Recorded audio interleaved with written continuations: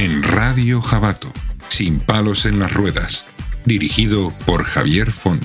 Gracias a Fundación 360 para la Autonomía Personal y Famacocense, Madrid.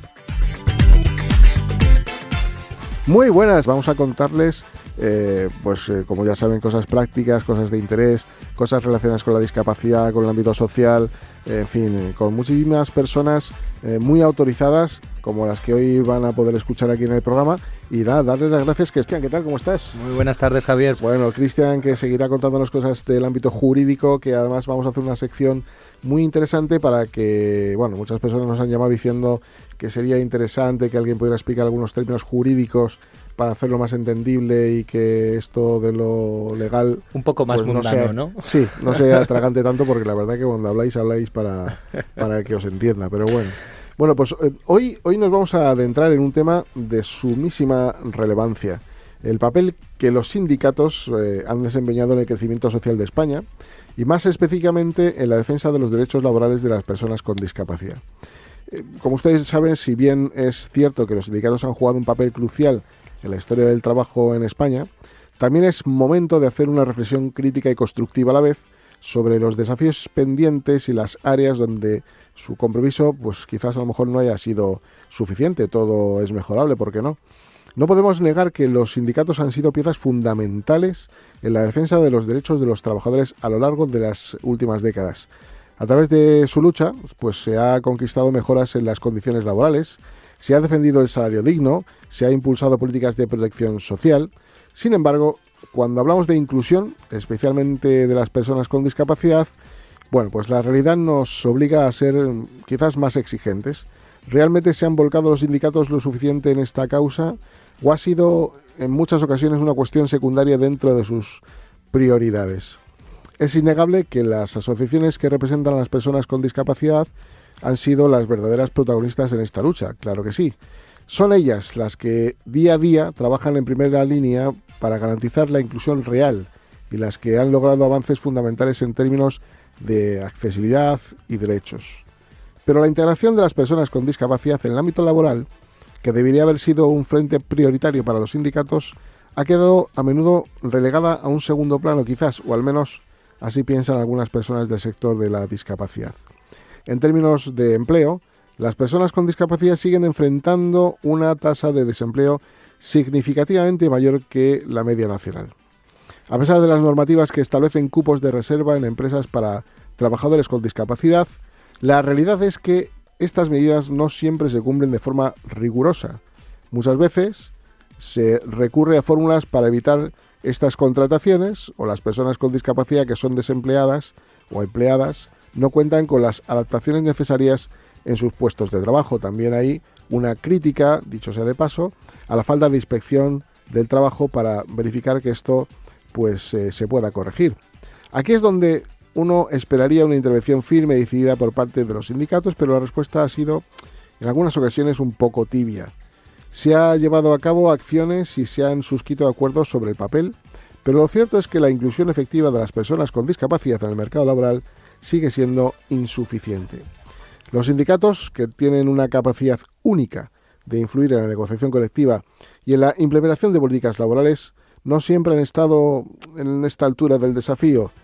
Han faltado estrategias contundentes que aborden no solo la contratación, sino también la retención y promoción de estas personas dentro de las empresas.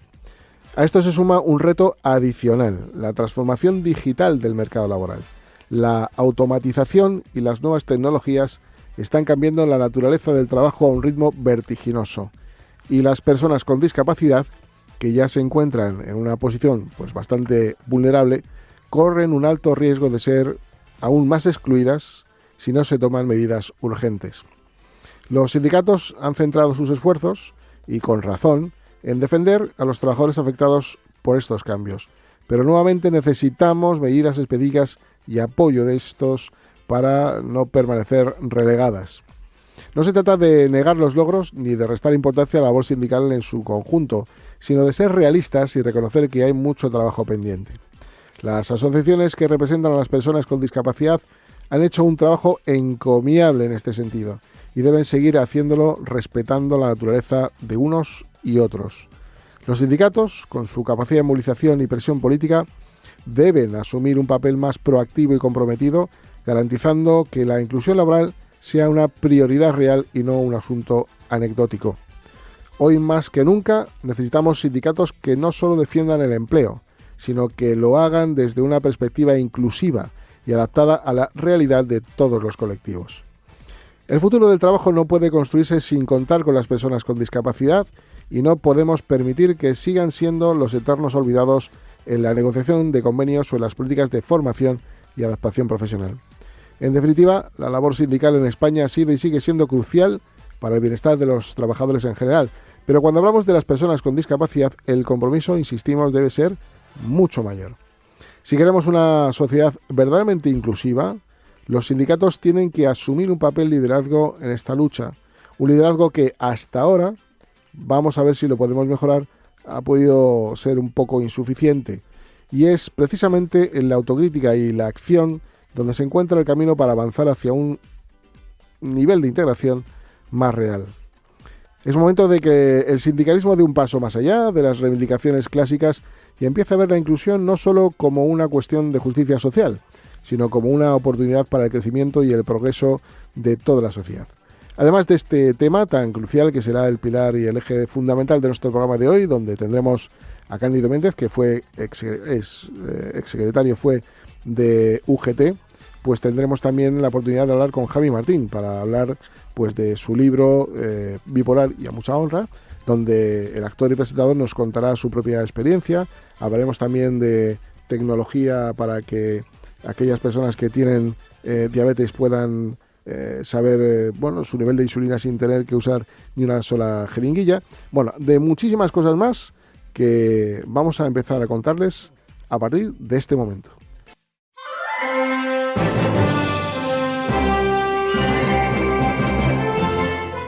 Bueno, como les decía, pues en este programa traemos a personas que han hecho mucho por este país y que siguen haciéndolo aportando su gran conocimiento y su experiencia, expertise, como dicen ahora.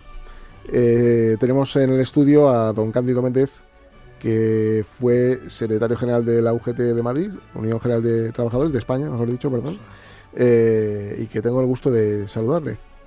Buenas tardes. Buenas tardes, Javier. Oye, muchísimas gracias y ha sido muy interesante toda esta introducción, muy rigurosa, muy exigente, como tú has dicho, que bueno, a mí me ha removido mi memoria hacia el pasado. Yo estoy jubilado, llevo 8 años jubilado y sustancialmente coincido contigo. Quizás la única matización es que sí que creo que hemos intentado hacerlo mejor, Uh-huh. Quizás hemos tenido menos éxitos del que seguro que la intención ha sido buena, ¿no? Cándido, te voy a tutear si me permites. Naces un 28 de enero en Badajoz, Extremadura, y te nombran secretario general en 1986 en Andalucía. Fue tu primer paso, si mal no recuerdo. ¿Hace falta para esto un cursillo acelerado o qué hay que hacer para llegar a ser el secretario general de UGT? Yo suelo decir, en un libro que he escrito hace poco, que lo presenté en la Feria del Libro, explico que yo, Javier, soy un resultado de la historia de mi familia y de la historia de España. Es decir, bueno, supongo que como todos, ¿no? Pero evidentemente como todos, pero digo en relación con un cargo que efectivamente tiene relevancia, haber sido secretario general de la confederación más antigua y con más raigambre en la clase trabajadora de España, que es la Unión General de Trabajadores de España, ¿no? ¿Y por qué? Pues yo mira, hace poco hacía una reflexión en base a lo siguiente. Mi padre fue condenado a muerte por el franquismo. Uh-huh. Le conmutaron la pena de muerte y estuvo durante un tiempo en un campo de exterminio en Formentera. Uh-huh. En el año 1942. En Formentera, digamos, el campo, la prisión, el muro de la prisión era el Mediterráneo. Claro. Había 1.500 presos. se veía desde Formentera la flota británica. La flota británica que estaba, digamos, en todas las operaciones contra la operación Desierto de Rommel de los alemanes y tal, ¿no? Y entonces Franco tomó la determinación de trasladar a los presos a la provincia, a la península, porque tenía el temor, si decidían invadir la flota británica en las Baleares, iban a tener, digamos, una fuerza a su favor, que eran los 1.500 reclusos, ¿no? Claro. Hace poco he estado en Canarias, y estando en Canarias, estuve presentando un libro en Canarias con el padre Ángel. Me invitó, tuvo la deferencia de invitarme el Día de los Mayores. Yo ya soy mayor, a la vista me tienes, ¿no? Y estuvimos tomando un refresco al lado de un hotel que es donde se alojó Franco cuando salió de allí con el Dragón Rapid, con un avión que vino, creo que fue a Ceuta o Melilla, no recuerdo bien. ¿Por qué cuento toda esta pelota? Ahí empezó todo casi, ¿no? Pero pensé y dije, todo aquello empezó en un archipiélago español, Canarias, pero pudo haber cambiado totalmente si en el otro archipiélago hubieran entrado digamos, las fuerzas aliadas, ¿no? Y entonces yo llegué a la conclusión, si eso hubiera sido así, pues España nos hubiéramos incorporado a las democracias, hubiéramos vivido aquello que se llamó los 30 gloriosos, de pleno empleo, etcétera, etcétera, y yo estaría desarrollando mi profesión, que no hubiera sido secretario general de la UGT, o secretario general de la UGT de Jaén muy joven, o diputado con 28 años. Claro. Por eso lo digo, ¿no? Pero siempre la extensión. No, bastante ilustrativa, cosas que a lo mejor desconocíamos y que desde luego siempre hay una excusa para hacer algo en la vida, ¿no? Que es la que te ocurrió a ti. En tu libro que se llama Por una nueva conciencia social, que bueno, ya se puede comprar evidentemente porque fue presentado en la Feria del Libro, argumentas que el modelo económico actual, que está centrado en el crecimiento a cualquier costo, ha generado enormes desigualdades y ha puesto en peligro el bienestar de generaciones futuras, ¿no? Y propones un nuevo paradigma que priorice los derechos sociales, la sostenibilidad y una distribución más equitativa de la riqueza. Esto suena bien, pero ¿cómo se hace? Bueno, claro, esa es la dificultad, ¿no? El libro se llama Una nueva conciencia social, que no significa para nada, digamos, erradicar la conciencia social que existe en España, que la generaron aquellos que se denominaban los obreros conscientes, que eran autodidactas a principios del siglo XX, y empezaron a organizar a sus compañeros y a sus compañeras, etcétera, para luchar por la dignidad en el trabajo. La nueva conciencia es que creo que debemos de ser conscientes de esa situación, ¿no? En el año 70 y tantos, como un libro de Schumpeter, que se llama, me parece se llama Los Pequeños Hermosos, que fue un bestseller, se vendió muchísimo. Él ya era el primero que advertía que este modelo de crecimiento económico sin límites era un desastre, digo por simplificar. Pero desde el 74, 75 hasta el 99, creo, hasta la cumbre de Kioto, que fue en los 90, no se tomó ninguna determinación. El libro se vendió mucho, pero aquello se dejó para otros tiempos, ¿no? Yo creo que ahora hay un grado de conciencia en que eso es así. Entonces, yo creo que tenemos que cambiar la mentalidad en ese sentido, pero luego es que hay otro elemento que tenemos que ser conscientes, a mi juicio, Javier, que el modelo de crecimiento económico de la revolución industrial, nosotros somos hijos de la revolución industrial, los sindicatos, ¿eh? Es nuestra madrastra, si se me permite la expresión. Creo que nuestra madre cariñosa no fue precisamente. Entonces, nosotros también, digamos, nos asentamos en el paradigma del crecimiento económico y, en cierta medida, vinimos a asumir que había un reparto desigual, había países que estaban en peor situación, de allí extraían las materias primas, aquí las manufacturaban y generaban el valor añadido. Eso también ha cambiado. El ejemplo, a mi juicio, más evidente es que China es líder en el coche eléctrico. Es decir, que hasta tal punto ha cambiado esa situación que, por un lado, nos van a disputar los nuevos empleos industriales estos países y están en su derecho, y por otro lado el modelo de crecimiento lo tenemos que cambiar. Y yo lo que digo es que habría que trabajar con luces largas en lo que yo denomino un triángulo virtuoso de tres: descarbonización, digitalización, trabajo con derecho. Y soy de los que pienso que problemas vinculados a discriminaciones, como tú bien comentabas, sí, en relación con las personas con capacidades diferentes, en ese triángulo ya hay elementos, hay herramientas, por ejemplo, con la digitalización, que permite superar muchas barreras, si se utiliza de manera inteligente. Y yo en ese sentido, y hablando para España, por concluir, lo que hago es proponer un pacto por el empleo y la productividad, donde se incluyan todas estas facetas. Lo que pasa es, cambio, que viene una ola muy grande. La tecnología está ahí, estamos funcionando con ella, pero viene la inteligencia artificial, vienen también pues los humanoides, aunque no suene a ciencia ficción, pero están ahí. En Japón ya empiezan a deambular, ya empiezan a funcionar, y son puestos de trabajo que no podemos llegar, van a desaparecer. Entonces, ¿esto cómo hay que enfocarlo? ¿Cómo? Porque es verdad que para algunos servicios será incluso bueno para el empresario, bueno para, pues porque son humanoides, no se cansan, pueden trabajar 24 horas. ¿Acabaremos con una paga universal? ¿Cómo se va a gestionar esto? ¿Cómo piensas que puede? Bueno, yo digamos, tengo desconfianza, si me permite, en relación con mensajes que se envían muy contundentes y que luego acaban no teniendo correspondencia con lo que realmente pasa. Y me voy a explicar. La robotización se inicia en los años 60, sobre todo en Estados Unidos, etcétera. Y en esos años se abre un debate entre los economistas, digamos, de progresistas, sí, y los economistas conservadores. Y llegan a un consenso: el trabajo va a desaparecer y al hombre lo va a sustituir el robot.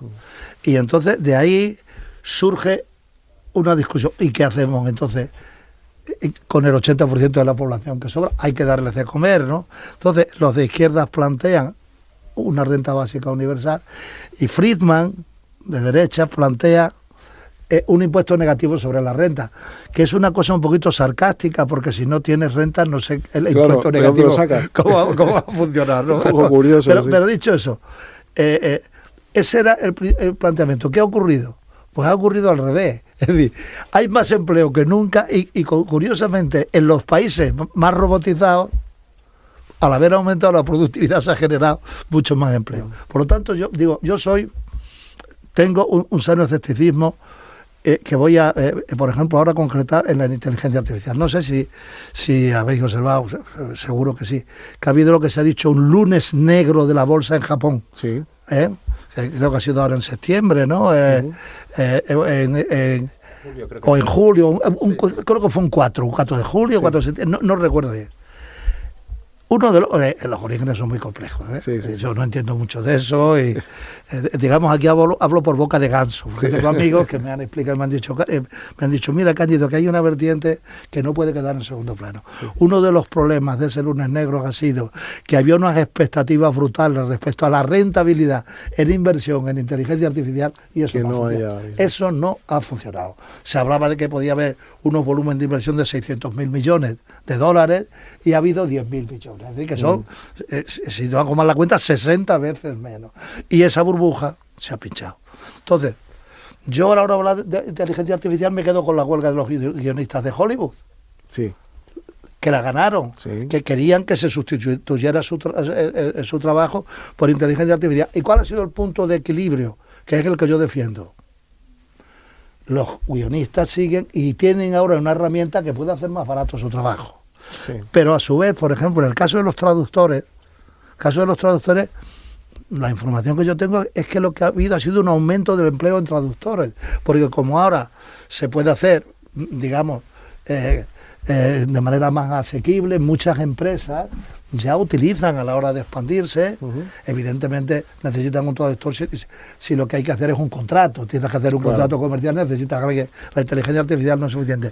Pero digamos que curiosamente depende cómo se utilicen. Eso es lo que se llamaba cuando yo era joven la tecnología de doble uso, que se decía, hay un chip, y ese chip, si lo colocas en un aparato, te puede servir para hacer una operación de corazón sin tener que hacerla a corazón abierto. Pero ese mismo chip lo coloca en otro aparato y es un detector antimisiles. Exactamente. Exactamente, eso es como la energía nuclear, ¿no? Que sirve para curar el cáncer o puede ser también algo terrible. Cándido, ¿no crees que hemos llegado a un nivel top ya de bienestar donde hay un desincentivo personal de luchar por mantenerlo? Ya no digo por superarlo, sino por mantenerlo, porque es verdad que estamos viendo nuevas generaciones que están centradas en otras cosas, ¿no? Y que de alguna manera, no sé si es que a lo mejor también hace falta desde los sindicatos hacer una pedagogía hacia el exterior para decir, oye, valemos para esto, hemos conseguido estos derechos históricos, no sé, ¿hace falta hacer esa pedagogía quizás a lo mejor? No sé, Javier, lo que pasa es que estás hablando de una cuestión medular, sobre la que, pues mencionar mi libro, hago un comentario en relación con esto. Claro. En los años 30, Keynes escribió un panfletito que se llamaba ¿Cuánto es suficiente? Claro.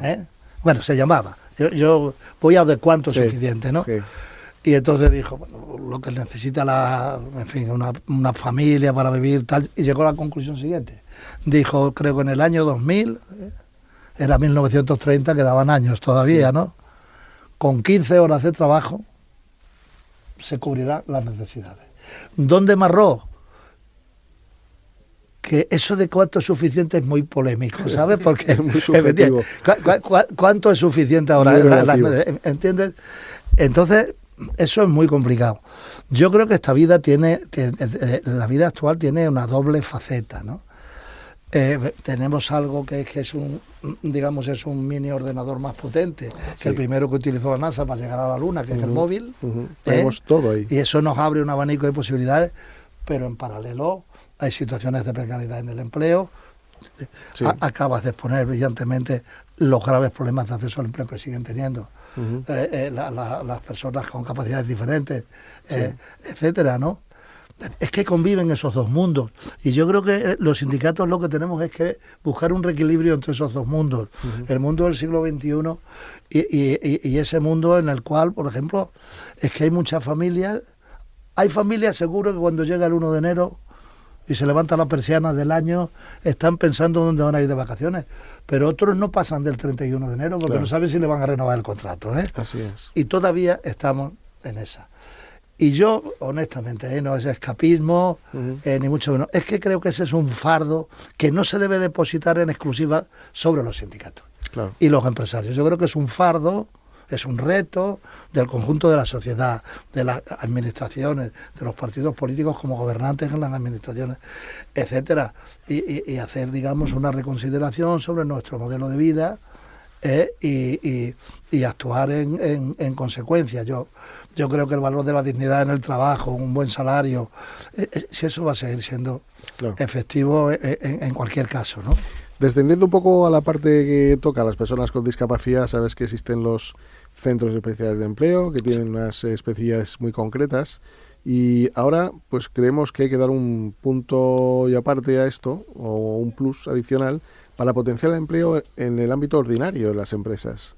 ¿Cómo se puede hacer entender a las empresas, más allá de esa obligación legal, que es interesante la inclusión del colectivo en sus propias empresas por el valor añadido, no solamente social, de imagen, sino también por el enriquecimiento que puede facilitar y dar a una empresa desde el punto de vista que va más allá de ese 2%?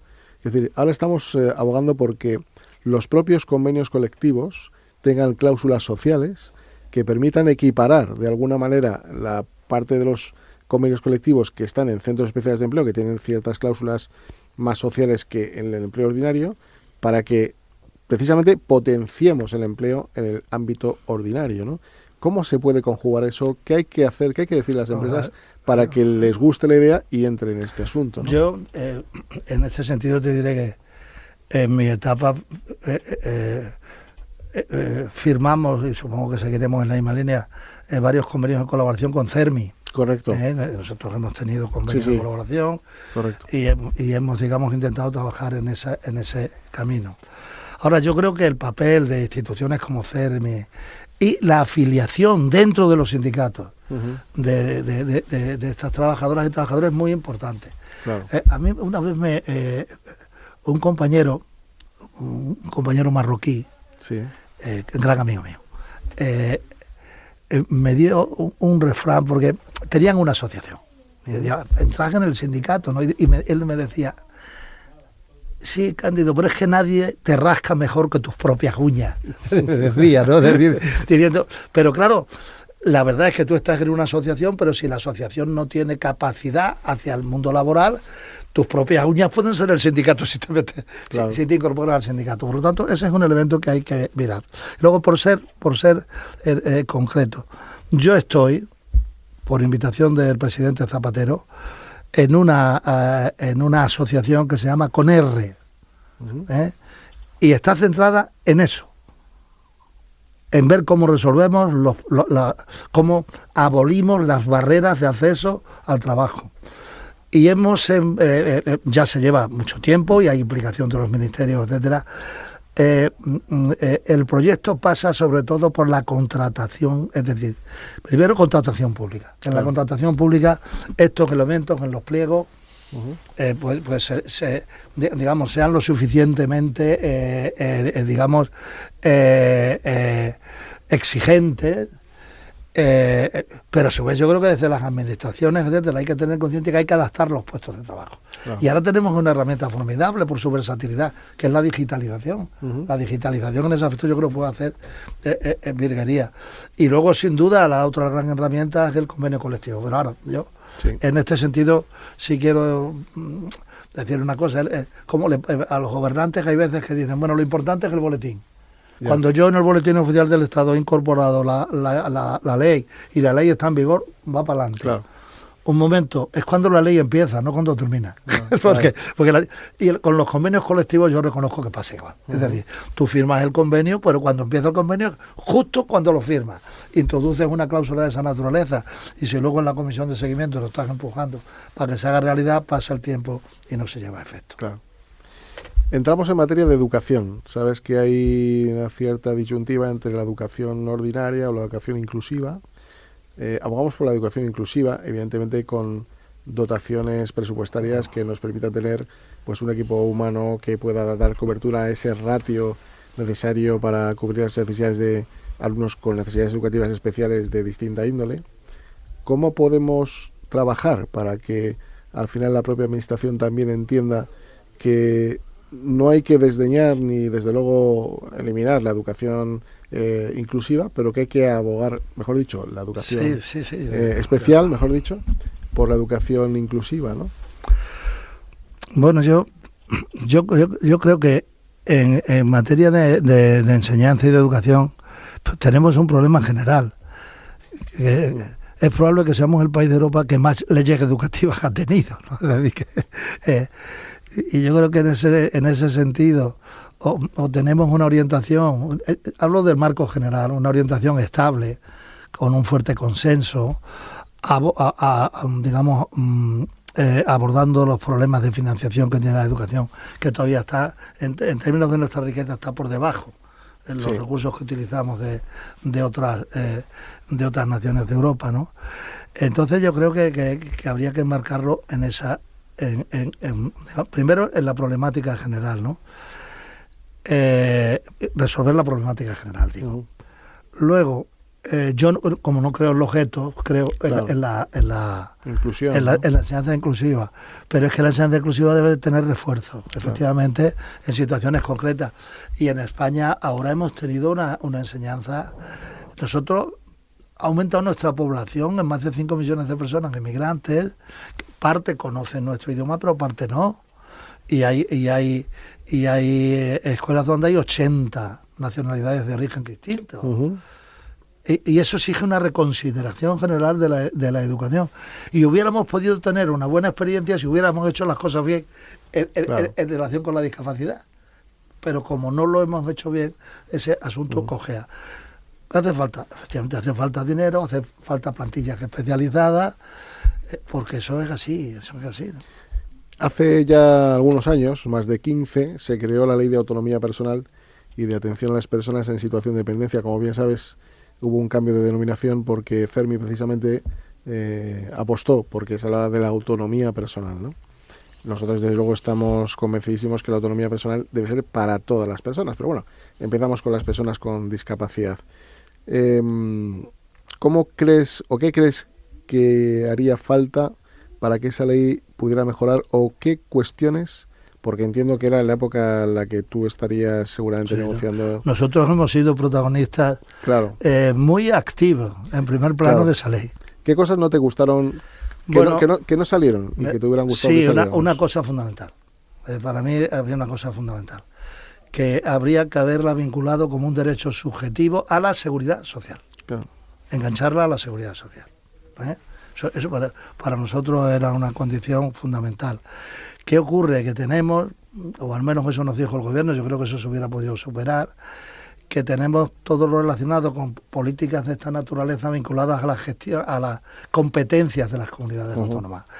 Y eso, pues, lo que ha provocado ha sido una disparidad, digamos, en los efectos de la ley, etcétera. Y yo, honestamente, creo que la ley se ha centrado sobre todo y fundamentalmente en la dependencia por razones de edad. Claro. Y la parte de la autonomía personal ha quedado, como se dice vulgarmente, en el cuarto de la salud, ¿no? Sí.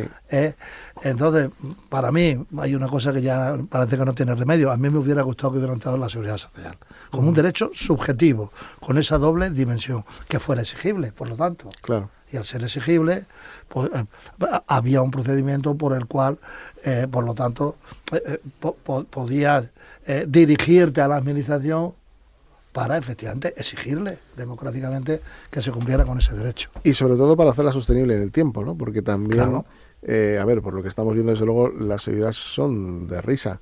Porque dar a una persona con un grado 1 que tiene necesidad casi 24 horas de ser atendido por otras personas, 715 euros, si mal no recuerdo la cuantía máxima, es como de risa, ¿no? Claro. O sea, de alguna manera la administración también te está obligando a incumplir cuestiones, a potenciar la economía sumergida, no sé.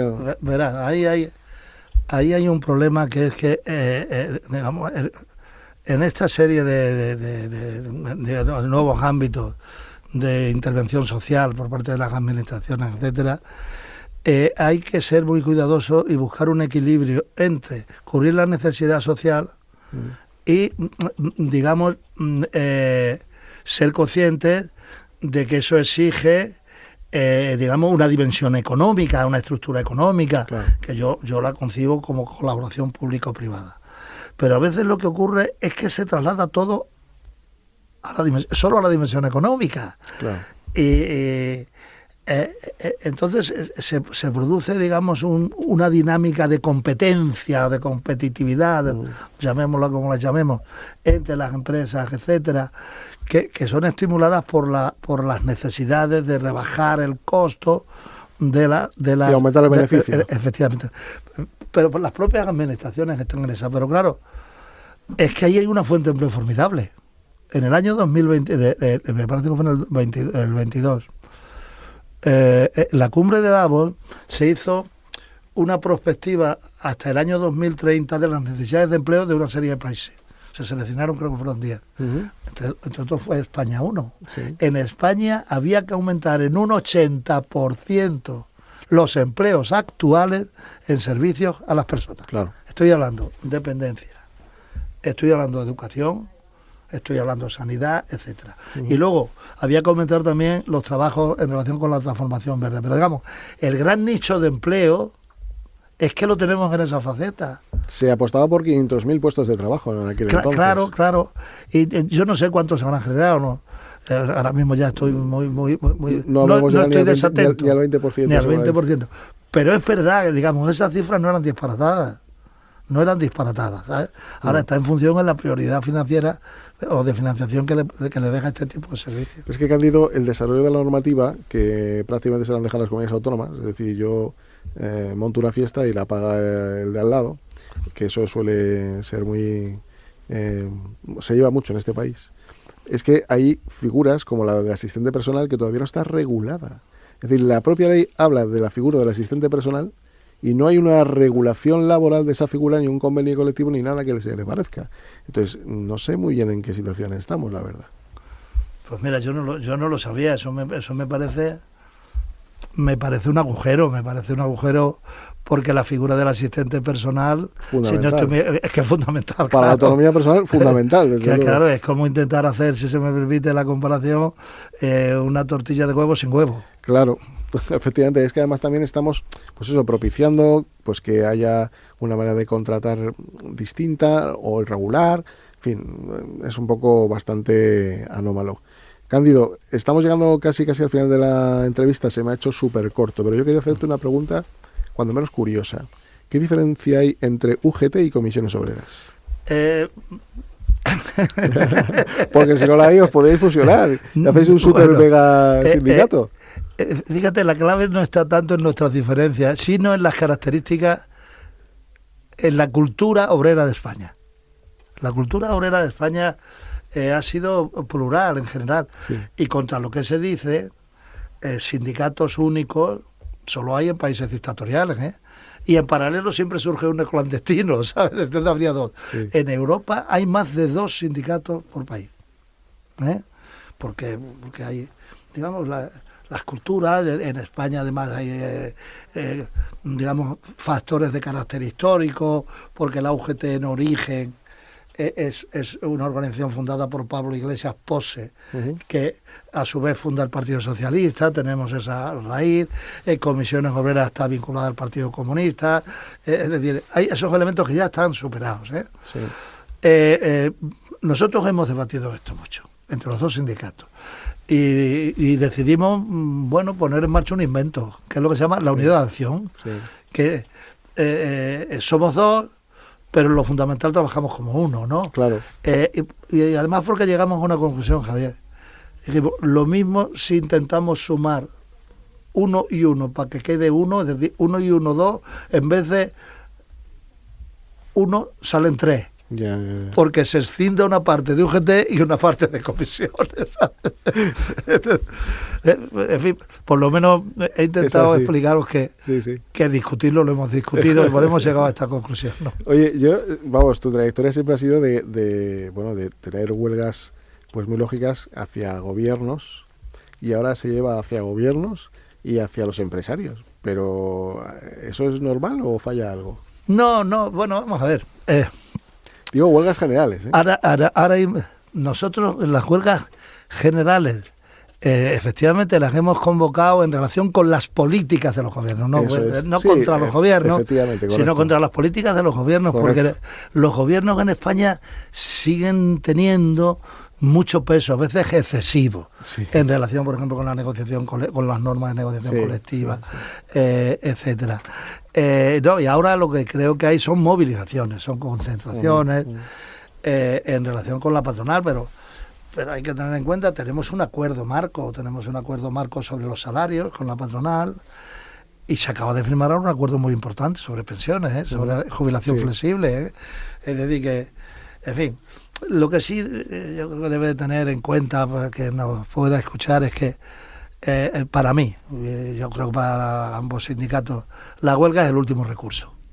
Claro. En el sentido de que cuando tú convocas una huelga, lo que estás diciendo a los trabajadores es que renuncien a tantos días de salario como dura la huelga. Tantos días de salario más la parte proporcional de pagas, vacaciones, etcétera. Por lo tanto, es una herramienta democrática, constitucional. En España la huelga está en la Constitución española, en otros países no, que hay que saber utilizar con mucho tiento, ¿no? Es como cuando te operan, ¿no? Que es el fracaso de la medicina y entra la cirugía en acción. Más o menos. Está muy bien visto. Sí, señor. Cándido, ¿tú hablas de otra perspectiva desde que estás jubilado? ¿Hablas de otra manera? ¿Te puedes permitir ese lujo? Bueno, es que el cargo pesa mucho. Claro. Y cuando uno hace una declaración, cuando ostenta la responsabilidad de representar en nuestro caso, a cientos de miles de trabajadoras y trabajadores, pues tienes que medir lo que dices. Yo ahora, claro, ya estoy como como lo que soy, como un viejo que está apoyado en la valla de la obra y están haciendo un agujero abajo y me permito las críticas. Pero te escuchas muy bien, ¿eh? Te escuchas muy bien. Sí, bueno, y sacan siempre por ahí titulares interesantes cuando hablas cosas muy interesantes. Pues lo que quiero decir es eso, ¿no? Y en fin, se permite uno el lujo de decir, oye, el agujero ¿cómo lo queríais hacer? Y si alguien tiene la deferencia de contestarte y decir redondo, y dice, pues te está saliendo cuadrado, porque yo lo estoy viendo desde arriba. Pero me refiero, de alguna manera te va a perseguir toda la vida que Sí. alguien que ha tenido la responsabilidad como tú y el legado que has dejado, pues que tus palabras sean siempre bien escuchadas, ¿no? Pues sí, bueno, espero que por lo menos sean útiles, que tengan alguna utilidad. Seguro que sí, seguro que sí. Cándido, ¿tú te acuerdas del programa Caiga quien caiga? Sí, hombre, Que claro, ponía claro. unas gafas. Sí, sí, claro ¿Nunca que te me las acuerdo. pusieron? ¿Nunca te Claro, las pusieron? a mí nunca, ¿Nunca te las pusieron? nunca, para cabreo superlativo por mi parte. Pues hoy nos acompaña Javi Martín, que fue miembro del programa de Caiga quien caiga. A lo mejor ahora los traigo una para cada uno, quién sabe. Te animo a que te quedes con nosotros si gustas. Bien, Gracias, sí, desde luego gracias por todo tu legado tan significativo en España, por el sindicalismo de raza y bueno, pues evidentemente agradecido que hayas estado hoy aquí con nosotros y muchas gracias por hacer lo que haces.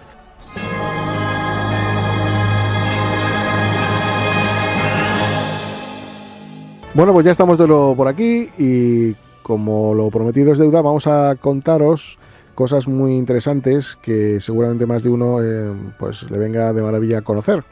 Por ejemplo, ¿quién no tiene, y cada vez más, desgraciadamente, hay más personas que tienen diabetes en nuestro país? La Federación Española de Diabetes tiene casi 6 millones de españoles que padecen esta enfermedad y hay cifras que estiman pues que va a haber muchísimas más, hasta 9 millones de personas en España que padezcan esta patología, ¿no? Muchas veces yo tengo cerca familiares que dicen, es que pincharme otra vez y es un rollo, me aburro ya. Y bueno, la verdad, y menos mal que ha evolucionado, porque antes había unas jeringuillas que yo recuerdo, el padre de un amigo mío se tenía que pinchar en el coche el hombre como podía y parecía un verdadero drogadicto con una goma y una jeringa enorme, ¿no? Todo esto ahora ha evolucionado con un lapicero que sin casi notarse pues uno se puede pinchar, pero bueno, aún así es verdad que esto es un poco complicado y molesto.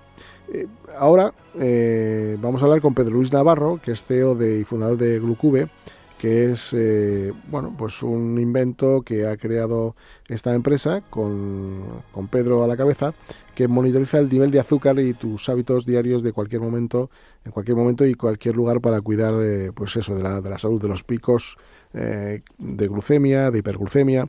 Bueno, para ello nos va a contar Pedro Luis cómo funciona Glucube y por qué generó esta idea de crear pues este dispositivo. Pedro, buenas tardes. Hola, buenas tardes, Javier.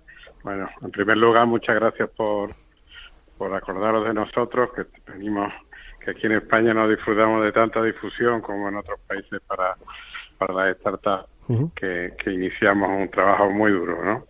Y nada, pues nada, esto empezó trabajando con el grupo de Ingeniería Biomédica de la Universidad de aquí de Sevilla, de la Escuela Superior de Ingenieros, y estábamos en otro proyecto que tenía que ver con la apnea del sueño. A partir de ahí estábamos trabajando juntos y se encontraron en el equipo que había una concordancia estamos hablando del año 2017. Había una concordancia con una forma de medir atravesando el dedo con unos infrarrojos. Parecía que teníamos una posible concordancia del nivel de glucosa con los capilares, con la medida capilar, ¿no? Y bueno, a partir de ahí empezó un tiempo apasionante, que llevamos 7 años, para tener este producto que tenemos ahora mismo, en el cual después de hacer ya varios ensayos clínicos, para tener una comunidad que le llamamos de Glucubers, que nos han ayudado muchísimo porque han aportado sus medidas capilares y las medidas con nuestro dispositivo y han hecho que nuestro algoritmo sea cada vez mejor y siga creciendo. O sea que estamos muy contentos. Y Pedro, ¿cómo funciona este dispositivo? ¿Qué forma tiene? Para quienes nos están oyendo por la radio, ¿cómo se pueden hacer una idea de cómo es y cómo funciona? Sí, bueno, en glucube.com lo podéis ver con B, lo podéis ver más en directo, pero es un dispositivo que se introduce el dedo como el pulsiosímetro, que ahora tristemente tanto conocemos desde 2020 con la pandemia, y en el cual hay un flujo, aparece un LED desde abajo y le atraviesa el dedo.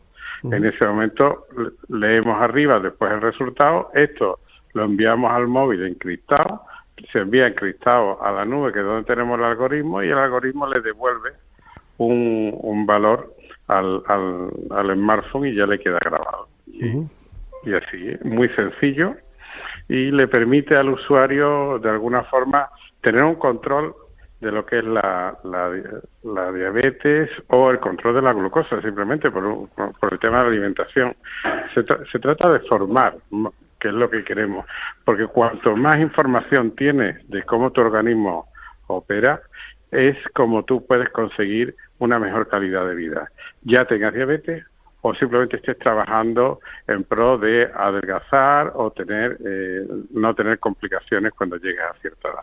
¿Podríamos decir que tiene el mismo nivel de fiabilidad que tiene el actual sistema de medición de glucosa, que sabes que va con una tira y que ha de salir alguna muestra de sangre? ¿Es igual de efectivo y de bueno? Sí, eso la Agencia Europea del Medicamento, esta Agencia Europea del Medicamento ya establece una serie de valores en los que se puede conseguir o se puede decir que el dispositivo tiene una exactitud suficiente para estar en el mercado. Una fiabilidad, digamos, ¿no? Una fiabilidad. Entonces nos permite tener un rango que está en un rango entre el 15 y el 20%, más arriba, abajo, porque en estos valores lo que son las personas que se tengan que pinchar insulina, pues digamos que va a tener el mismo resultado.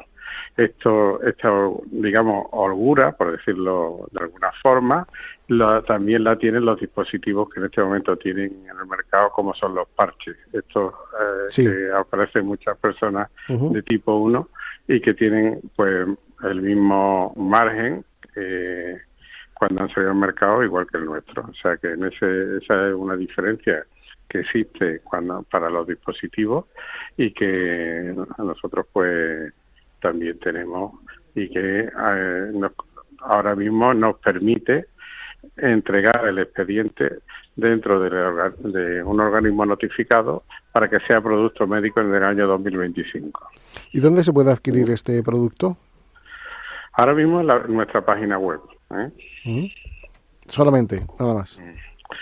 Sí, ahora mismo sobre nuestra página web. Sí, próximamente el año que viene estará en las farmacias a través de Cofare, que es también accionista nuestro, y en todas sus farmacias que están por toda España podrá estar disponible. Esperamos que esta certificación. No, decía que en mi presentación que había 6 millones de españoles, hombres y mujeres, que padecen este tipo de enfermedad, y que para dentro de, bueno, para nada, el año que viene ya estaremos cerca de los 9 millones de personas. Entiendo que ustedes también han analizado las causas del aumento tan significativo también de esta enfermedad.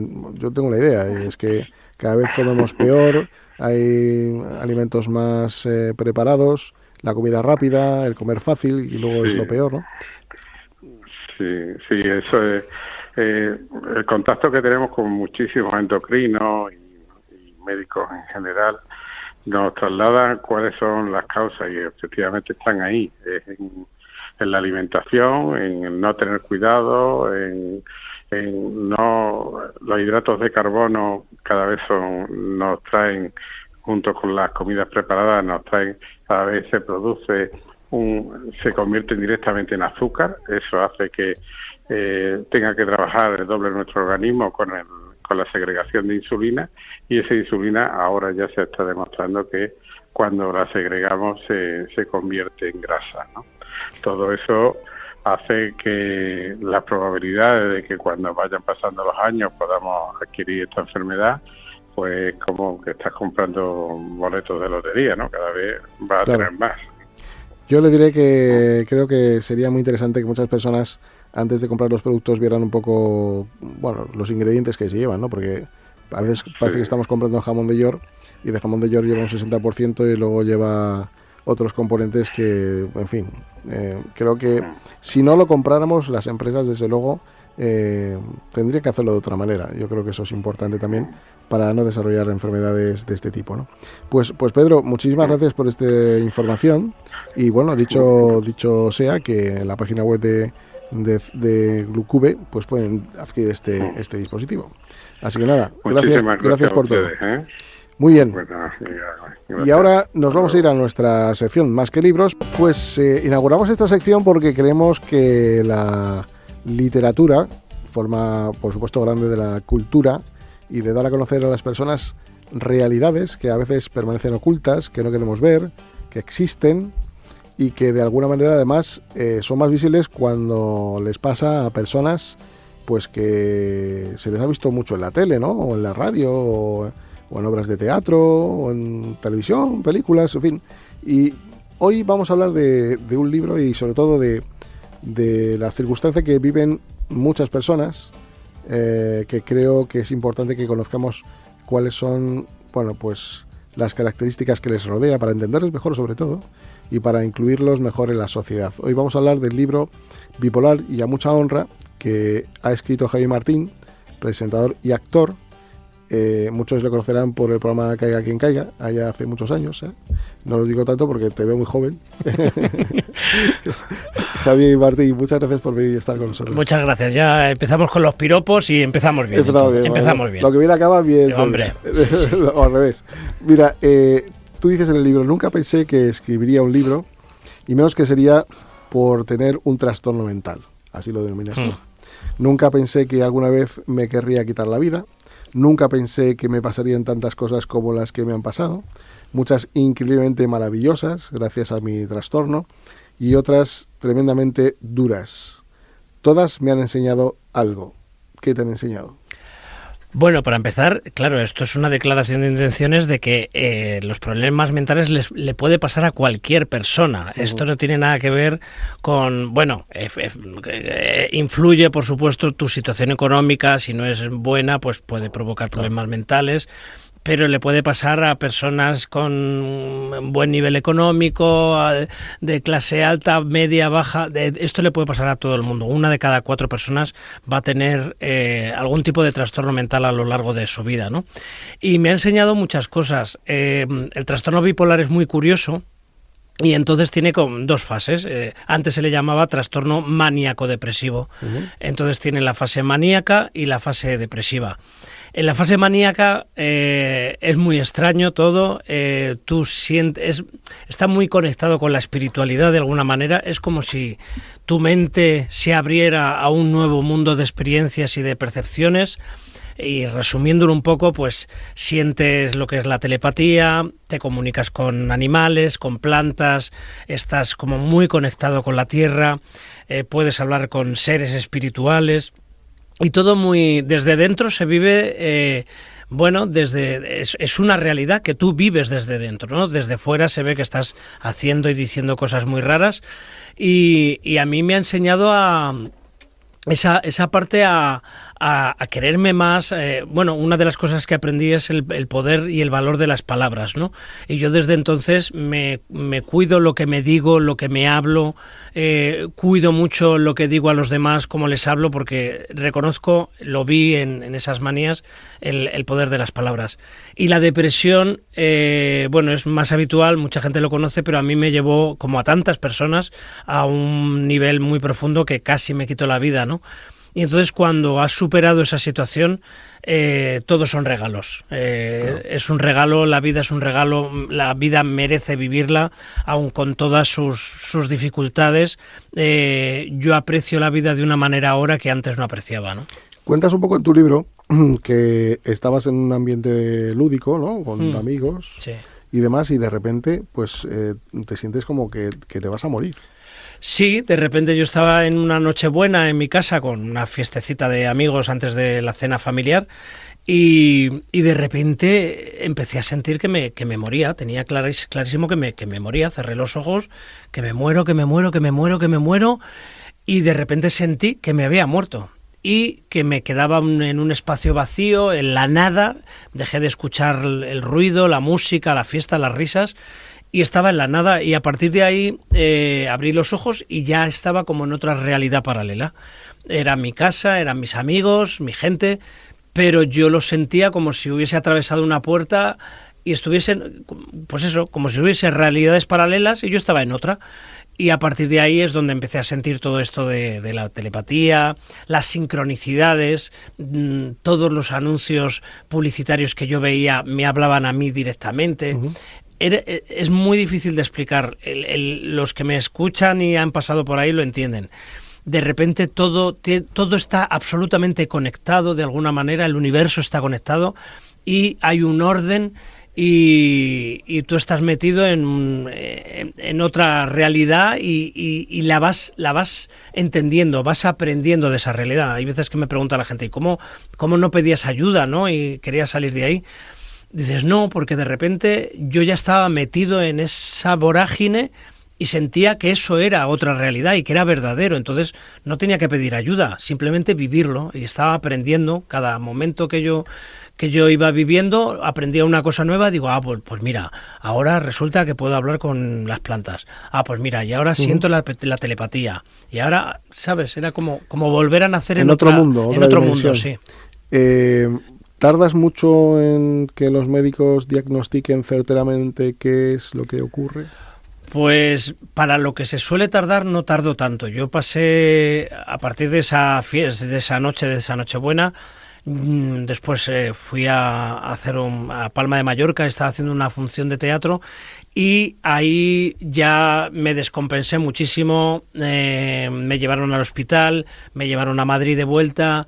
Tuve un ingreso en el psiquiátrico y entonces digamos que el diagnóstico vino cuando me estabilizaron, porque pudo ser un brote psicótico y ya está, una cosa puntual, pero me estabilizaron y después de un tiempo, no mucho, empecé a tener la depresión, ¿no? Cuando ya vieron que yo venía de las manías y de las depresiones, ahí ya dijeron que eso era trastorno bipolar. No se tarda mucho, pero en muchísimos casos hay mucha gente que puede tardar años, que de repente están haciendo y diciendo cosas extrañas y no se llega a la conclusión o no van al médico, ¿no? Y no se da un diagnóstico a veces. Quizás puede ser también, no lo sé, a lo mejor estoy en el error de pensar que eso pueda ser producido por un nivel de estrés importante del trabajo, preocupaciones o no, o simplemente es algo... ¿El trastorno mental? Sí. Bueno, hay tres causas, sobre todo, que se habla de ellas, son causas genéticas, puede ocurrir que, bueno, pues tengas antecedentes familiares. ¿Tú no las has tenido? No tenías. En mi caso no había, bueno, pues en algún familiar había tenido que ir al psicólogo por depresión, Sí, pero claro. algo más habitual. Luego estrés, yo sí tenía estrés en el trabajo en el que estaba, y luego las drogas y el alcohol. Yo he sido jovencito en Madrid, la noche madrileña, y es muy habitual. Siempre lo cuento un poco, no desde el punto de vista de estoy hecho polvo drogándome, tirado por las esquinas. No, o sea, es el drogarse y beber alcohol socialmente, que está muy aceptado. El alcohol está muy aceptado y la droga, pues a lo mejor por nuestros padres no está aceptado, pero entre la juventud sí está aceptadísima. Y además puedes conseguirla muy barata y no hay no se informa sobre los problemas que causa, ¿no? Entonces yo tomaba pastillas, porros, alcohol los fines de semana y eso pudo provocarlo, ¿no? Pero realmente a ciencia cierta no sé qué lo provocó. Dices en tu libro también que hacías como esquemas, dibujos, ¿no? Sí. Para expresarte lo que sentías en ese momento, ¿no? Sí, en el libro hay poemas malos, son malos, porque yo no soy poeta, pero seguro que son graciosos. Bueno, definen un poco, hay esquemas, dibujos, poemas, pero definen sobre todo cómo yo me sentía en cada momento. En el momento de la manía escribía unos poemas y cómo yo los sentía, y en el momento de las depresiones, ¿no? Y entonces es curioso, yo creo que puede ser curioso para la gente y para personas que están pasando por situaciones parecidas o familiares de personas con este trastorno mental o otro parecido, el cómo funciona nuestra mente por dentro cuando estás en esa situación, ¿no? Y la depresión de una persona con trastorno bipolar es muy parecida a una depresión en sí misma, ¿no? Sin otro tipo de de trastorno, ¿no? Entonces a mí me ayudaba a colocar mis ideas, a expresarme. Las artes, siempre lo digo, son magníficas para cualquier situación en la que te encuentres, que pues eso, en la depresión y en la manía también, pero sacar con el arte lo que llevas dentro es muy importante. Intenta dibujar, sobre todo cuando estás deprimido, dibuja, escribe, toca un instrumento, escucha música, baila, lo que sea que te haga sacar todo eso que llevas dentro, que a veces las palabras se quedan cortas, ¿no? La verdad que el libro, Bipolar y a mucha honra, es un libro que yo lo recomiendo porque es gracioso dentro de lo gracioso que puede ser esta situación, pero desdramatiza un poco todo lo que es lo que conlleva al final a estigmatizar a las personas cuando no se tiene información de cómo son algunas patologías, ¿no? Sí. Nos cuentas incluso anécdotas de alguien que había en una habitación que te buscaba y que te vendía mano incluso, ¿no? Había por ahí una mujer mayor. ¿En dónde? Una paciente que decía que estaba enamorada de ti. En el psiquiátrico. Cosas que te han pasado súper curiosas, ¿no? Sí, bueno, el libro puede llamar muchísimo la atención a mucha gente. Para empezar, a mi madre, yo cuando escribí el libro y lo leyó... Sí, leyó su parte de que te pagaba las sesiones de psiquiatra. Y que decía que era la mujer más rica del mundo, ¿no? Y te asombrabas un poco. Y eso me ayudaba mucho, pero por ejemplo, mi madre se leyó el libro y me decía, Javi, pues es que tiene mucho cachondeíto, ¿no? Entonces, claro, desde el punto de vista de mi madre, que lo ha pasado muy mal y lo ha vivido, a lo mejor el humor, pues, y una madre, pues yo qué sé, lo toma más en serio, ¿no? Pero para mí el humor es indispensable. Tiene mucho humor, pero sobre todo en el sentido de reírme de lo que me ha pasado, porque con toda la seriedad del mundo y con todo el respeto del mundo a todo lo que me ha pasado. Pero si yo puedo hacer humor con lo que me ha pasado, de alguna manera estoy sanando, ¿no? Y también desdramatizar. El hecho de desestigmatizar algo también influye desdramatizar y hablar con naturalidad. Y ya está, hablar de los trastornos mentales, de que estaba a punto de suicidarme. Hablar del suicidio es súper importante porque de lo que no se habla no se puede prevenir, ¿no? Y entonces sacar a la luz todo el tema de la salud mental, que hasta hace 2 días no se hablaba nada y todavía falta mucho por hacer, pero normalizarlo, porque, como ya he dicho, si 1 de cada 4 personas va a tener algún tipo de trastorno mental a lo largo de su vida, es que nos incumbe a todos. Esa persona que tiene un trastorno mental, pero los otros 3 son sus familiares, sus amigos, los compañeros del colegio, del trabajo, las parejas, los hijos. Entonces nos incumbe a todos. Tenemos que airear un poco el tema de la salud mental para prevenir y poner maneras para que uno pueda salir cuanto antes de esa situación. Normalizar y sobre todo que la gente tenga información, que yo creo que también puede prevenir que las situaciones de estas características se lleven mejor o peor, ¿no? Claro. Porque tras una enfermedad de este tipo, como detrás de cualquier discapacidad, hay vida. Claro, hay un error muy común de pensar que cuando una persona está diagnosticada de un trastorno mental, está siempre trastornada, ¿no? Por ejemplo, y además hay niveles de trastornos y trastornos. Cuando dices la palabra esquizofrenia, la gente se pone muy nerviosa, entonces piensan que estás siempre con una crisis de esquizofrenia o en el trastorno bipolar estás siempre maníaco o depresivo. No, hay que decir que con tratamientos, yendo a profesionales de la salud, a psicólogos, psiquiatras, siguiendo si tienes que tomar medicación y tal, y cuidándote tú, tomándote un poco también las riendas de lo que te pasa, cuidándote, haciendo un poquito de ejercicio, no tomando ningún tipo de droga y abusando lo menos, intentando no tomar tanto alcohol, ¿no? Entonces, cuidándote un poco, ¿no? Entonces, se puede llevar una vida muy estable. Yo llevo una vida absolutamente estable desde hace muchos años. No tengo elevaciones, que le llamo yo, manías, y desde hace más años todavía no tengo depresiones.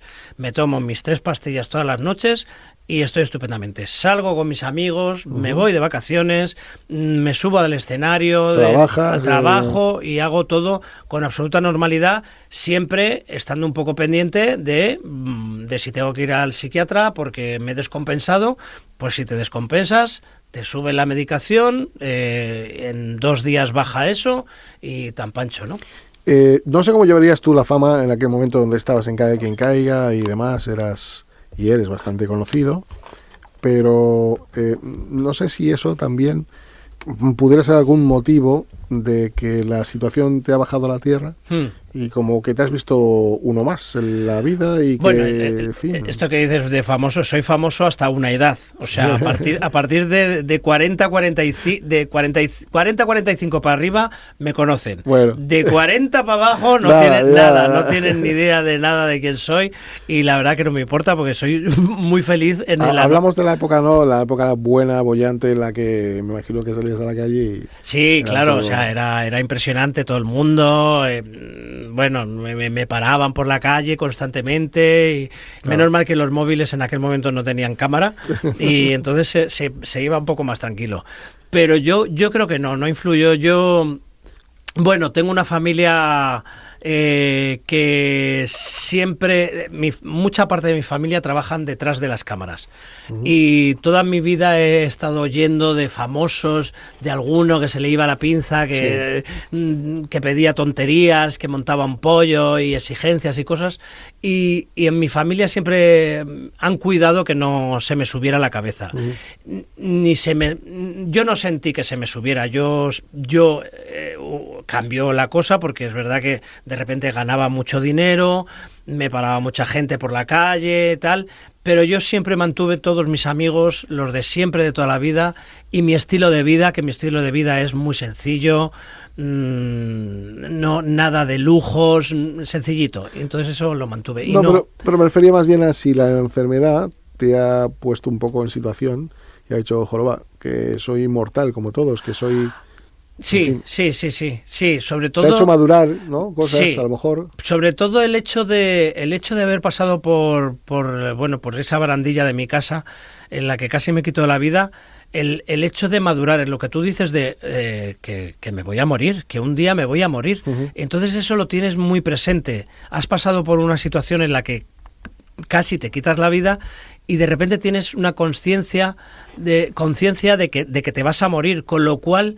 lo que te genera es aprovechar cada día. Yo sí tengo muy claro que me voy a morir un día y espero que sea dentro de muchos años, pero a lo mejor es mañana o pasado mañana. Entonces no quiero quedarme sin hacer todo lo que quiero hacer. Me apetece dar charlas en institutos a chavales, a chicos y a chicas sobre salud mental. Ahora voy a empezar un proyecto nuevo en teatro sobre salud mental también. Son dos cosas que me apasionan, la salud mental y el teatro. Seguir con mi teatro y mis cosas. Ayudar, bueno, todo lo que me apetece hacer, viajar, ¿no? Y luego intentar ser buena persona, no estar quejándome de las cosas todo el santo día como veo a gente, disfrutar de la comida, de una serie, de un libro. Entonces te vas a morir, entonces aprovecha cada minuto de tu vida, aprovecha para descansar también y para no hacer nada. Me apetece no hacer nada, ¿no? Pues, pero sí tengo muy, muy presente el que un día esto se acaba. Relativizas mucho, claro. Absolutamente, sí. Que son chorradas. Lo que son, a veces lo que son chorradas y no tan chorradas, pero yo tengo una frase. Que todo lo que te pase en la vida sea esto, ¿no? Cuando alguien viene y te dice, joder, me han robado el móvil, me cago en la Marta, no sé qué, que todo lo que te pase en la vida sea esto, porque eso es una chorrada. Sí. O yo qué sé, es que a veces nos ponemos fatal porque hemos perdido el metro, ¿sabes? O sea, chico, de verdad, ¿sabes? Pues a lo mejor es que lo tenías que perder por una razón. Entonces relativizas mucho y te pones más zen. De repente estás como que todo te resbala más. Sí. Eso por otro lado es la parte positiva de todo esto, quizás. Sí. Y luego de repente tienes claro, aparece un poco lo que quieres hacer en tu vida. Es súper importante saber cuál es el propósito de tu vida, qué quieres hacer con tu vida. Es muy importante saber lo que quieres hacer y saber también, por ejemplo, decir no a las cosas y a las personas, ponerle límites a las personas cuando te avasallan o te hablan de maneras, de decirles que no a la gente, ¿no? Para mí es súper importante. Yo, al margen de que yo personalmente sí recomiendo la lectura de este libro, por lo que he dicho antes, es una lectura fácil, además es es muy entretenida, quita dramatismo, creo que pueden ir bien tanto a quien acaba de tener esa enfermedad, creo que también le puede ayudar, como a las propias familias. A las familias muchísimo, sí, Claro. porque además hay una cosa, en el libro sale texto mío de las aventuras, digamos, que he pasado, tanto en la manía como en la depresión. Yo cuento historietas que me han pasado, hablo de muchas cosas, pero también, sobre todo, está mi versión, pero está la versión de mi madre, de mi marido, de mi padre, de la psicóloga. Entonces yo cuento una historia, pero detrás luego viene la parte, lo que ha vivido mi madre o mi hermana, tal, y no tiene nada que ver. Claro. No, porque no pensemos que es una cosa tuya solo, que es que al final afecta a todo lo que hay alrededor. Claro. En el tema de salud mental, las familias tienen una carga impresionante y que es muy injusto, ¿no? Porque hay que decir que las administraciones no están haciendo lo que se debería hacer. Se está pidiendo desde hace mucho tiempo un plan nacional de prevención del suicidio. Ha salido hace poco el gobierno diciendo que iban a poner un plan nacional, pero no se ha dicho ni qué presupuesto. Ha sido un anuncio de un anuncio. Entonces, vamos a esperar a ver qué pasa. Pero faltan, por ejemplo, 3 veces más psicólogos en España que en el resto de Europa. Yo recomiendo a todo el mundo que vaya al psicólogo y al psiquiatra, pero en España te dan cita para dentro de 8, 9 y hasta 12 meses. Entonces no se puede llevar un tratamiento, si tú estás deprimido y hecho una mierda y fatal, no te pueden dar cita para dentro de 8 meses. Entonces falta inversión en salud mental. Mira, Javi, te voy a leer un correo de contestación del gabinete de prensa del Partido Socialista, que es el que gobierna. Y si fuera otro, le hubiéramos preguntado otro. Esto es una cuestión de todos. Claro. Quiero decir, el tema pasado, de la salud mental sí. lo podían haber arreglado también el Partido Popular, y ahora está el Partido Socialista, pero yo no me decanto por nadie. Es simplemente que los políticos en general no están haciendo nada. Nosotros tampoco, pero te leo el texto que veas el embrollo en el que tienen, que al final lo paga el ciudadano, que dice...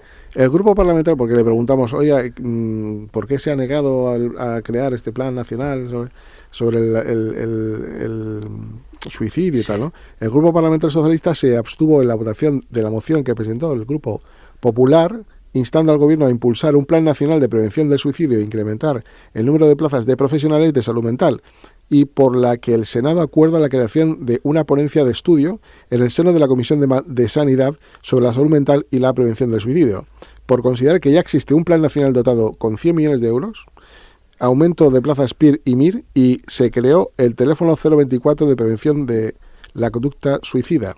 El PP aceptó una enmienda de Vox que recoge el refuerzo del teléfono 112 cuando ya existe el 024. Además, el Congreso de los Diputados ya trabaja en una subcomisión de estudio para los problemas de salud mental. Me refiero que este es el embrollo en el que están todos. Mira, lo comido por lo servido, pero la realidad es que a día de hoy creo que esos 100 millones son en 4 años. Son 25 millones cada año, eso es nada, porque hay una necesidad absoluta, sobre todo después de la pandemia, hay muchísima necesidad. La realidad es que ahora mismo faltan miles y miles de psicólogos en la sanidad pública. Unos me dicen una cosa, se echan, como siempre, los políticos... A eso me refería. Yo teta y voto sí, voto no, da igual. La realidad es que a día de hoy no hay un plan nacional integral de prevención del suicidio donde se aborde la educación emocional en las escuelas, donde se haga propaganda o anuncios publicitarios. En Inglaterra está el metro lleno de anuncios donde dicen si quieres suicidarte llama a este teléfono o te ayudamos de esta manera, tal. O sea, es una cosa integral y que se tiene que abordar desde muchos sitios, no solo poner un número de teléfono, que está muy bien, está perfecto, pero la atención sanitaria es muy deficitaria. Bueno, yo te quería mostrar simplemente el embrollo en el que siguen ahí en su embrollo. Mientras tanto, pues el ciudadano es el que lo paga. Mientras tanto, hay más de 4.000 suicidios al año, 11 personas que se quitan la vida todos los días. No se está abordando con la seriedad. Es un problema de emergencia nacional. 11 personas, imagínate lo que sería, y a veces hay gente que le chirría que lo diga esto, pero lo que sería que hubiera 11 mujeres asesinadas por violencia de género por sus parejas, o 11 personas en accidentes de tráfico cada día. creo que se están haciendo muchas cosas en esos dos aspectos y me parece fantástico, Claro. se está trabajando en esa línea y bien, pero ¿por qué los suicidios están totalmente silenciados y no salen en los medios de comunicación? 11 personas se quitan la vida todos los días y 200 personas lo intentan cada día. No sé, nos deberíamos estar echando las manos a la cabeza porque además estamos hablando de personas mayores, tal, pero también muy jóvenes. Los chavales jóvenes también se quitan la vida, ¿no? La tecnología que ahora también está empujando La a eso. tecnología, el acoso, muchísimas... Sí. Bueno, dicho queda ahí, si Sí. quieren que lo escuchen y si no, seguiremos luchando Sí. de otra manera. Javi, quiero terminar la entrevista contigo. ¿Me puedes contar algo de este último nuevo proyecto de teatro que quieres hacer? Pues estoy muy emocionado con esto, de repente eso se ha juntado lo que yo más amo, el teatro, y de repente pues voy a montar un monólogo basándome en la historia del libro, que es mi historia, pero va a ser un monólogo muy teatralizado, muy especial. Lo está dirigiendo Gabriel Olivares. Estamos empezando ahora a dibujar un poco cómo va a ser el proyecto. Todavía le faltan unos meses, lo voy a producir yo, voy a poner la pasta, o sea, a ver qué pasa ahí, y me apetece muchísimo porque yo creo que va a ser un viaje muy especial para todo el mundo, porque todo el mundo tenemos de salud mental, pues tenemos cosas, todo el mundo tiene algo. Sí, seguramente que sí. Sí. Javi Martín, muchísimas gracias por venir. Espero que nos invites. Yo pago la entrada. Por seguro. supuesto, y sobre invitados todo estáis. para apoyar ese proyecto tan fantástico y tan necesario que se hace desde la diversión, ¿no? Sí. Con todo el respeto que merece. Sí, es que el patologías de humor este es una tipo. cosa muy seria, ¿eh? Mm. Es muy serio el humor. Sí, Sí, gracias, ayuda mucho. Gracias, mucho éxito en todos tus proyectos. Muchas gracias por la invitación. Gracias de corazón. Hasta luego.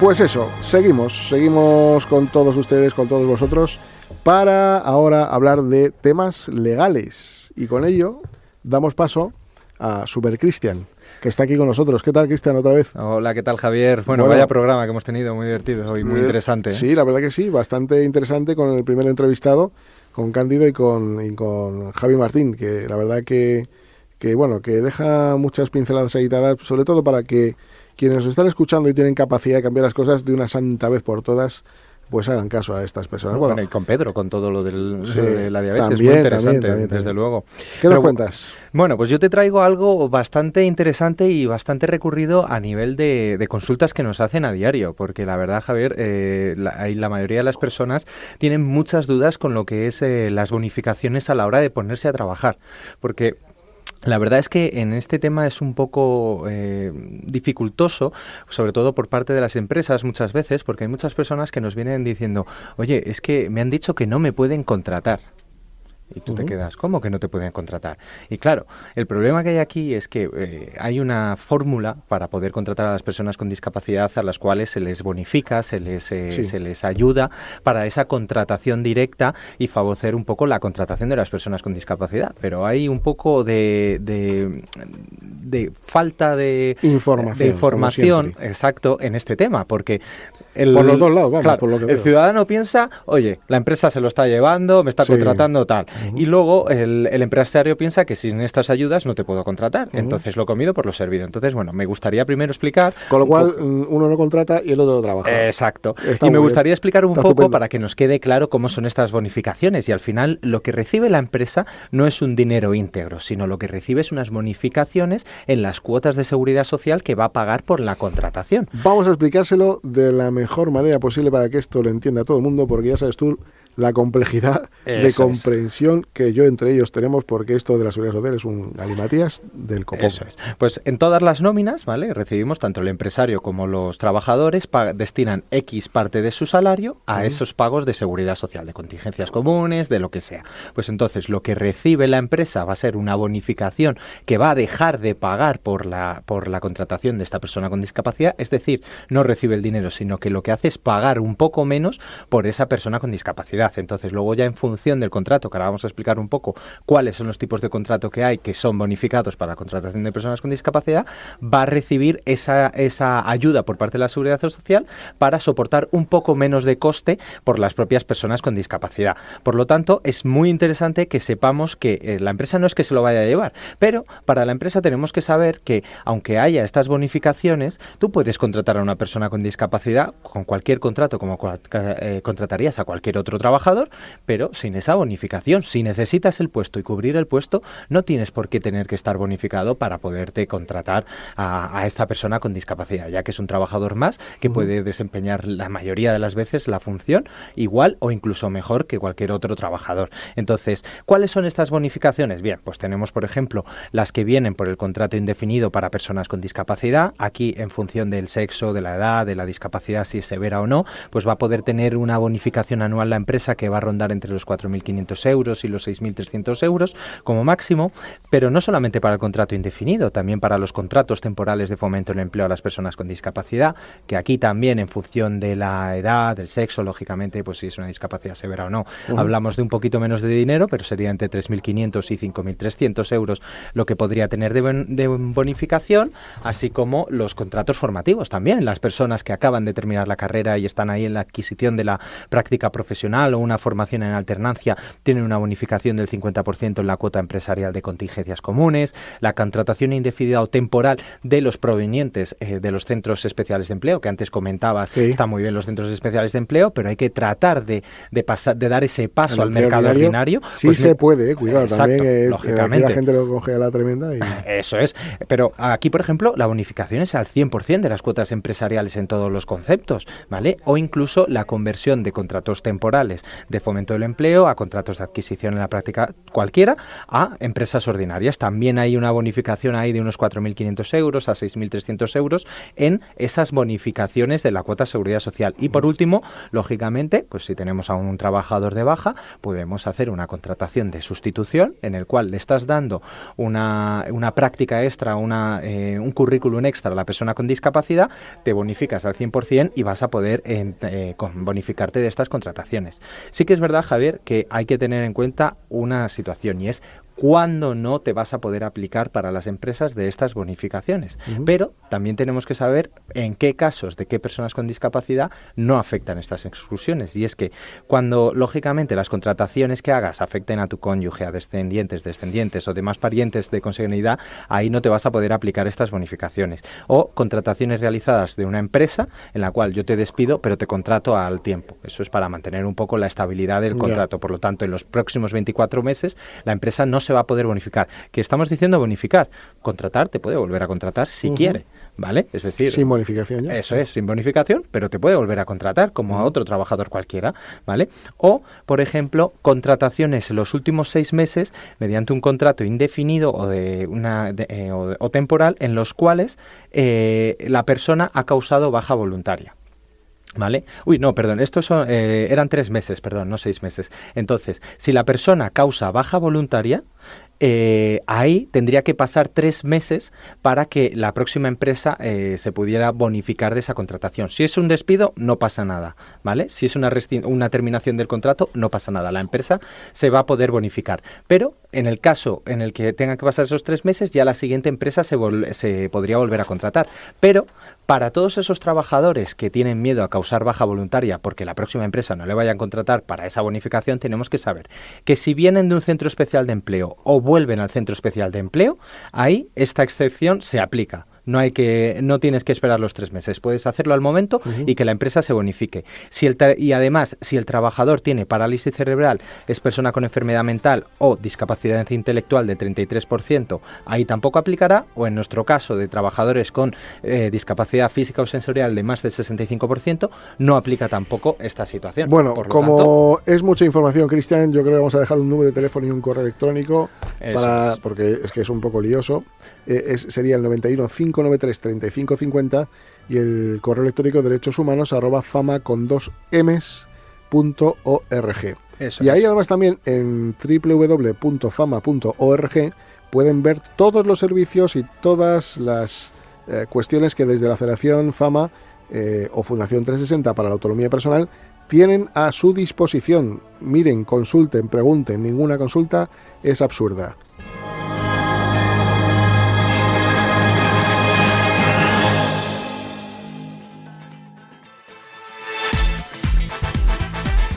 Bueno, pues nada, nos vamos. Así que, nada, dicho lo cual, si quieren ustedes más información, en www.fama.org, ahí tenemos todos nuestros servicios, toda nuestra atención, y ya saben, cualquier pregunta no es ninguna absurda, toda será bien atendida, y además esperamos que lo que hoy les hemos contado les haya servido de mucho. Feliz fin de semana, feliz semana, un abrazo a todos.